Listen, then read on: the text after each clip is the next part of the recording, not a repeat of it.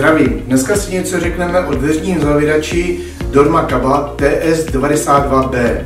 Tento dveřní zavírač se používá pro dveřní křídla do šíře 1100 mm a má nastavitelnou sílu 1 až 4.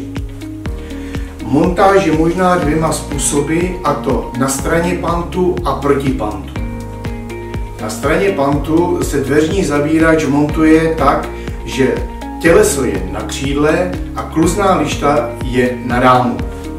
Opačná montáž znamená, že je proti pantu a montáž se provádí tím způsobem, že těleso je na rámu a kluzná lišta je na křídle.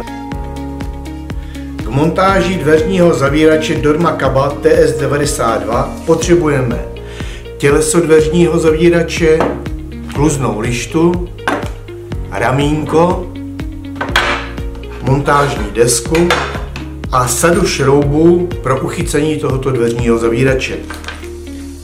Dále potřebujeme šablonu a tu si ukážeme, jak používat přímo na dveřním křídle. Papírovou šablonu na dveřní zavírač Dormakaba TS92B použijeme tak, že ji přiložíme na křídlo a na rám.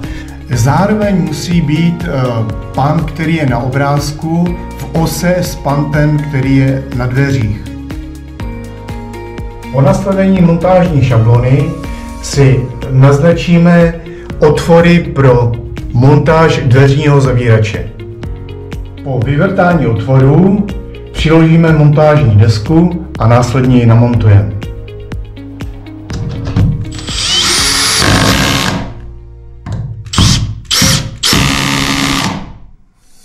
Po namontování montážní desky přiložíme dveřní zavírač a přichytíme k montážní desce.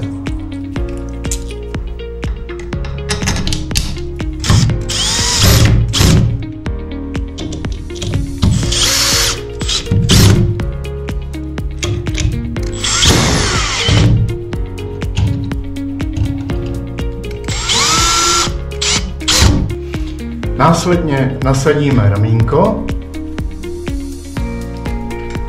a přiložíme kluznou lištu, kterou uchytíme ze spodu jezdce.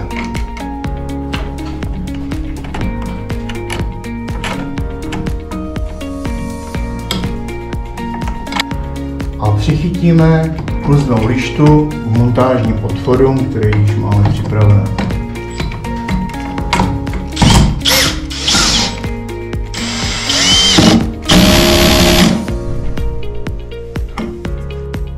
Po namontování kluzné lišty otevřeme křídlo do 90 stupňů a následně ho pustíme tak, abychom zjistili, jak dveřní zavírač funguje.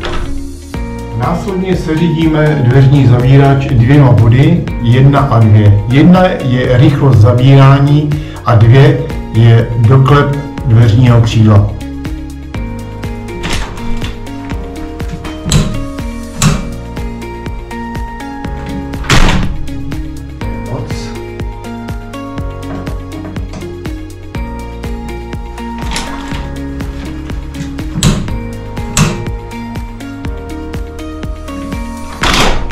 Po seřízení dveřního zavírače nasadíme kryty jak na těleso, tak na kluznou lištu.